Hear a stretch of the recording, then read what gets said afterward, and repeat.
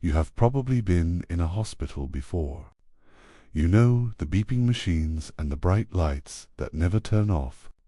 But 100 years ago, a hospital at night was a very different place. No monitors. No central heating. Just a nurse with a glass lamp and her own 2 hands. Tonight, we follow Clara through the quiet halls of St. Jude's in 1929. She works the night shift, alone in the dark, and she is about to discover that one of the men she trusts is hiding something terrible. Let us walk with her. The clock has just struck 10. Chapter 1. The Handover.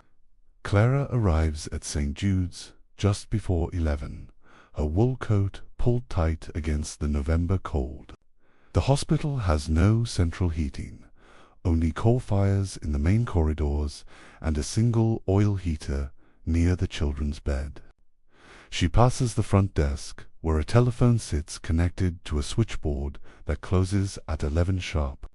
If something goes wrong after that, there is no one to call. You run for the porter or you deal with it yourself. The Nightingale ward is a long room with high windows and 20 beds lining both walls.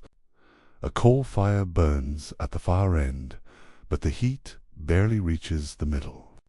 Patients near the fire sleep with their blankets kicked off. Those at the far end keep their coats on. Clara takes the logbook from the day nurse and reads by a gas lamp because the electric wiring in this wing keeps flickering. The day nurse is Margaret, a small woman who talks fast. She hands over the charts one by one, pointing at beds and rattling off temperatures. A man with a broken leg is restless. An elderly woman with a fever has been sleeping since noon. And in bed 17, a young labourer named Thomas Archer came in with a cough. Margaret tells Clara that Thomas is doing well. His fever is down. His breathing sounds better than yesterday. Margaret hands Clara the mercury thermometer, the glass one that takes 3 full minutes to read by lamplight. In a modern hospital, a nurse would press a button and see the number on a screen. Here, Clara holds the glass tube up to the flame and reads the silver line with her own eyes. If she makes a mistake, nobody catches it but her. Margaret leaves. The door swings shut. Clara is alone with 20 patients and a coal fire that needs stoking before midnight. She pulls her lamp off the hook and starts her first round. Chapter 2. The Warm Ward. Clara moves through the ward slowly, bed by bed, holding her glass lamp high enough to see each patient's face. The Nightingale design means one nurse can watch every bed from a single spot, but in practice, you still have to walk the full length of the room to check who is breathing and who is not. In a modern hospital, machines would do half this work. A monitor would beep if a heart slowed down. A pulse oximeter would light up if oxygen dropped. But in 1929, you put your fingers on a wrist and you count. Nothing else at bed 3. Clara finds the elderly woman with the fever. Her name is Mrs. Hargrave. She has been here a week with an infected wound on her hand, and the poultice the doctor ordered smells like rotting vegetables mixed with honey. Clara unwraps the bandage slowly. The wound is weeping, but not worse. She cleans it with boiled water and a cloth that has been washed so many times it feels like silk. Then she wraps it fresh. Mrs. Hargrave does not wake up. At bed 11, a man with a broken leg is thrashing in his sleep. The leg is in a plaster cast that goes from his hip to his ankle, heavy and rough, propped on a stack of pillows. Clara puts a hand on his shoulder and he settles.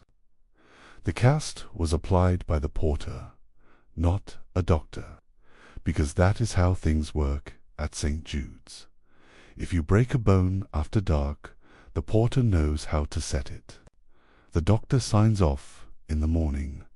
At bed 17, Clara stops. Thomas Archer is asleep, his face relaxed. His breathing is steady. She touches his forehead. Cool, not hot. Margaret was right. He is doing well. Clara writes it in her pocket notebook with a pencil stub, the same way she has done every night for the past year. She moves on, satisfied. Chapter 3. The Records Room. Around midnight, Clara walks to the small records room at the end of the corridor to update her charts. The room is cramped with wooden shelves crammed with patient files stacked by month. A single bulb hangs from a cord in the middle of the ceiling, and she has to pull the string to turn it on. The light is yellow and weak, casting shadows that move when she breathes. This is where the hospital keeps every piece of paper that matters. Admission forms, treatment notes, discharge summaries, death certificates. Nothing is digital. Nothing is backed up. If a page gets lost, it is gone. In a modern hospital, an electronic record keeps every edit logged by time and user. Here, if someone wants to change a date, they just cross it out and write a new one. Nobody would ever know.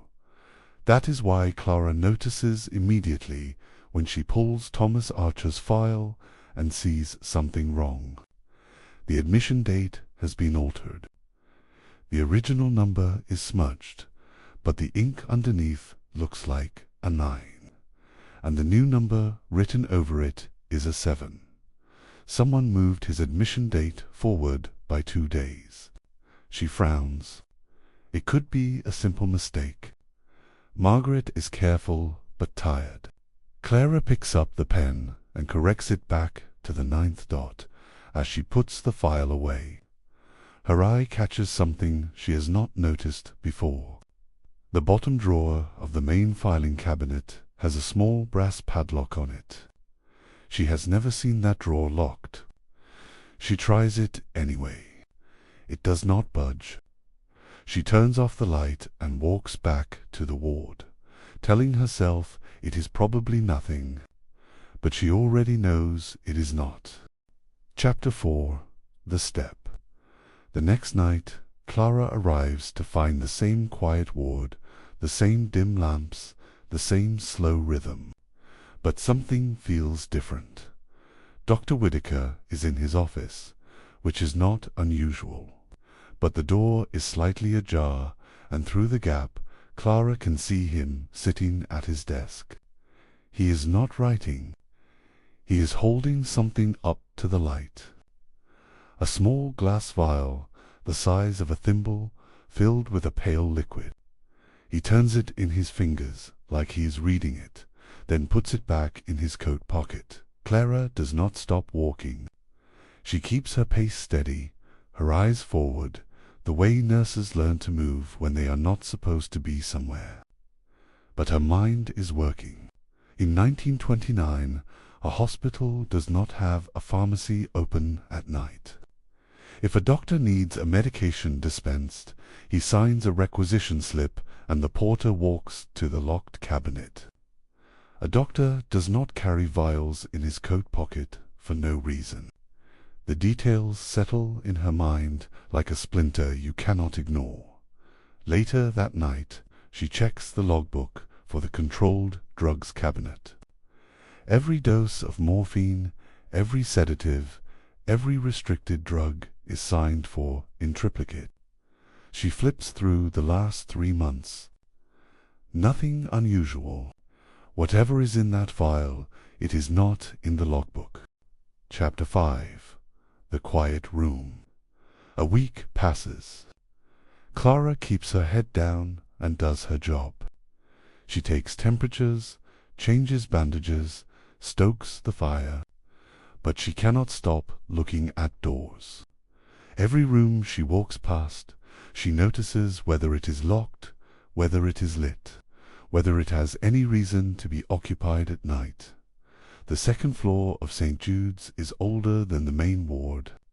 The paint is peeling, and some of the doors have no handles because the rooms have been converted to storage. One door, near the end of the corridor, looks like all the others, unmarked, closed.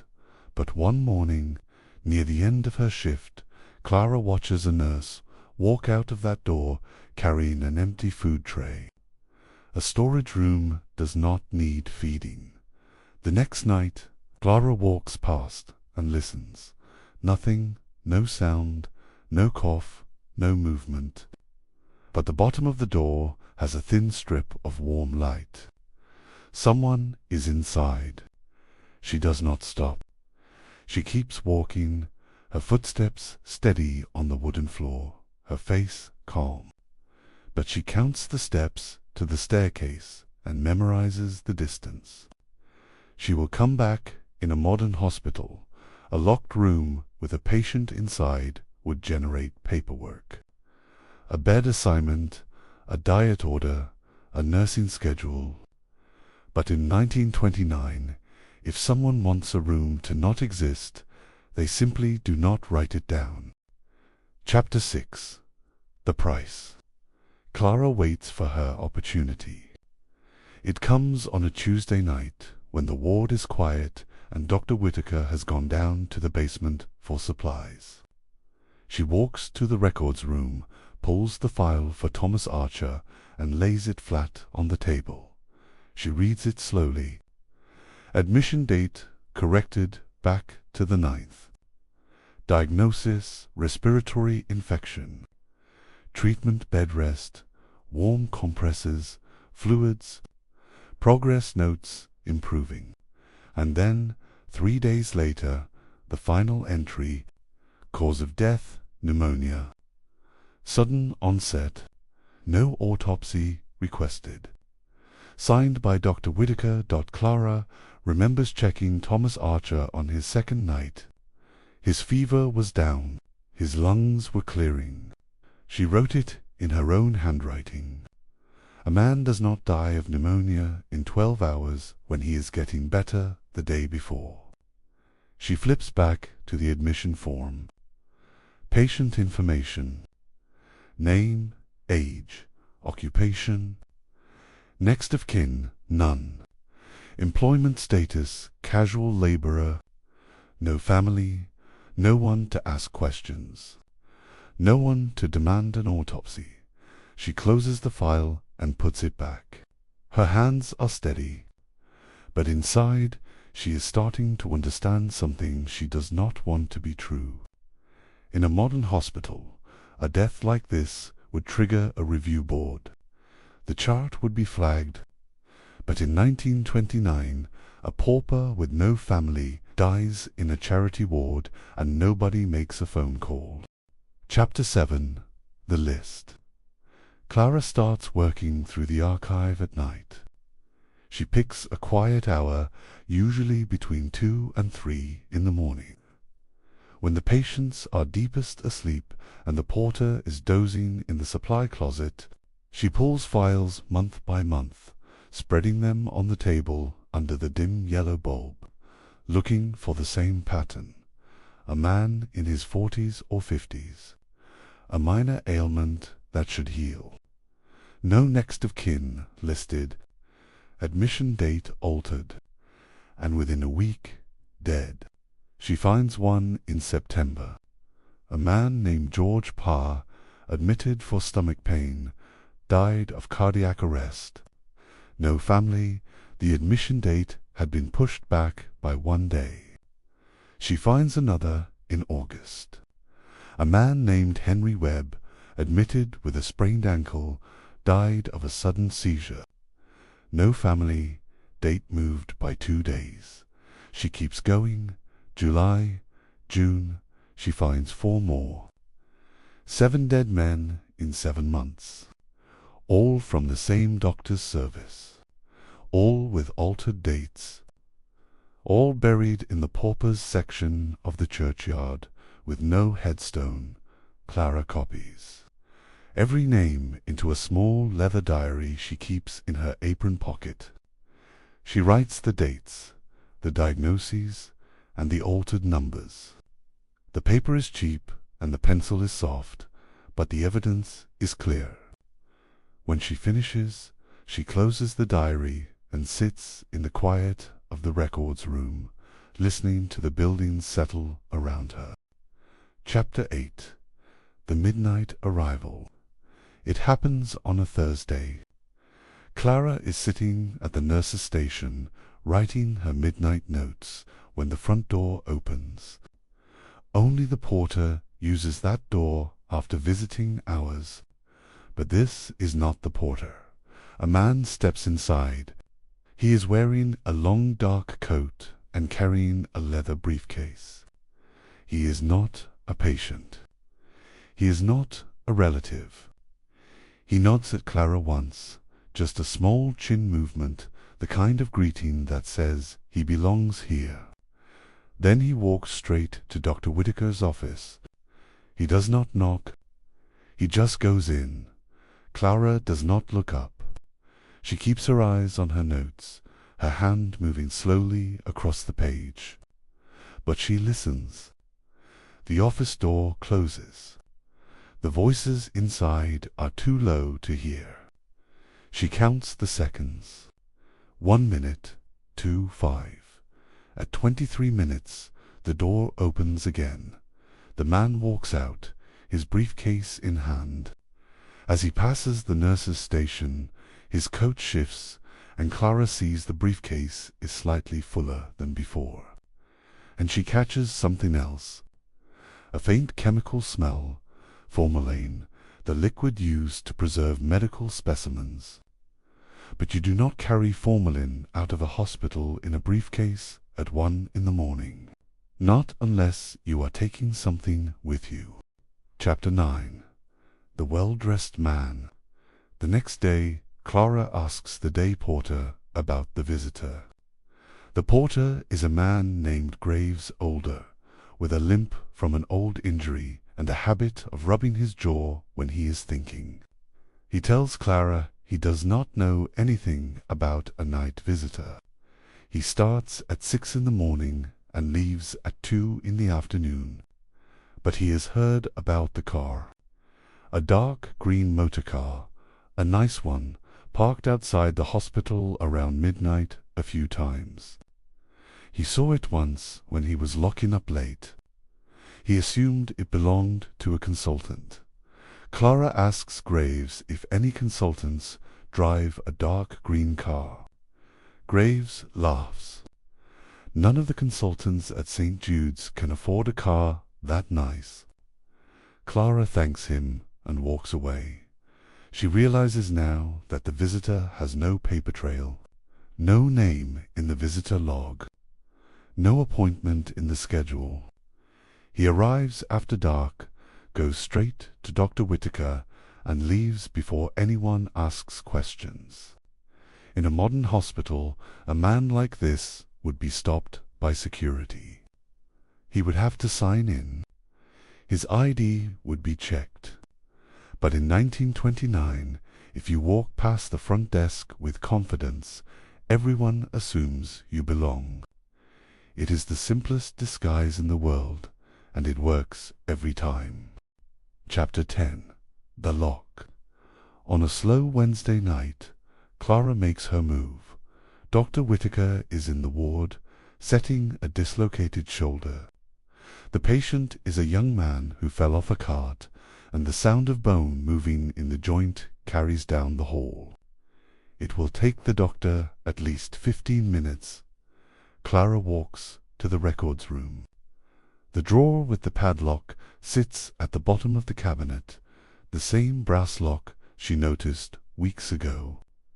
She kneels, pulls a bobby pin from her hair, and works the lock open. It takes less than a minute. Cheap lock, old mechanism, designed to keep out curiosity, not determination. Inside, she finds a leather-bound logbook. She pulls it out and opens it on her lap. The pages are filled with Dr. Whittaker's handwriting, names, dates, dosages, and a column marked Result. Some entries say no change. Some say seizure to say cardiac arrest. The last entry says simply no pulse. She reads the last name, Thomas Archer. The dosage is listed as 2 cc. Administered at 9 p.m. Death recorded at 3 a.m. Clara does not cry. She does not panic. She sits on the cold floor with the logbook open on her knee, her lamp balanced beside her, and she copies every single entry into her leather diary. It takes her 30 minutes. When she is done, she puts the logbook back exactly where she found it, closes the drawer, and relocks the padlock with the bobby pin. She stands up, brushes the dust off her skirt, and walks back to the ward like nothing happened. Chapter 11. The Confrontation. Clara waits 2 days. She needs to think. She needs to decide what to say and how to say it. The diary sits in her apron pocket, a weight she feels every time she moves. She carries it through rounds, through tea breaks, through the long, quiet hours of the night shift. On the third morning, just before dawn, she knocks on Dr. Whittaker's office door. The ward is quiet. The coal fire has burned down to glowing embers. The sky outside the window is the pale grey of a winter sunrise that has not quite arrived. Dr. Whittaker is at his desk, signing his night reports. He looks up when she walks in. Clara closes the door behind her. She speaks quietly, the way you speak to someone in a library. She tells him she knows about the drawer. She tells him she has the names. She tells him she has the logbook copied into her diary. Every single entry, including Thomas Archer, Dr. Whittaker, does not say anything for a long moment. His hand stops moving, but he does not look at her. He looks at the desk, at the wood grain, like he is thinking through his options. Then he opens his top drawer, pulls out a small brown envelope, and slides it across the desk toward her. It is thick enough to hold a stack of notes. "Take it," he says, "and forget what you saw." Chapter 12. The Dawn. Clara looks at the envelope on the desk. Then she looks at Dr. Whittaker. His face is tired, not angry. He has been doing this for months, maybe longer, taking money from a pharmaceutical company to test unapproved drugs on men that nobody would miss. Men who came to St. Jude's for help and found a doctor who saw them not as patients, but as subjects. Clara does not take the envelope. She does not even look at it a second time. She thinks about the system she lives in. In 1929, a nurse reporting a doctor is almost impossible. The hospital board would side with a physician over a ward nurse without a second thought. The police would need a signed complaint, and any complaint would go through the hospital's chain of command first, which ends with the same people who hired Dr. Whittaker. There are no whistleblower protections, no anonymous hotline, no labor union that would back her. She turns around. She walks out of the office, down the dark corridor, past the empty ward, and through the heavy front door. The cold air hits her face. She stands on the steps of St. Jude's and watches the sun rise over the town, orange and pink against the grey rooftops. The diary is in her coat pocket. She has 12 names written in pencil. She walks down the steps, turns left at the gate, and heads toward the post office.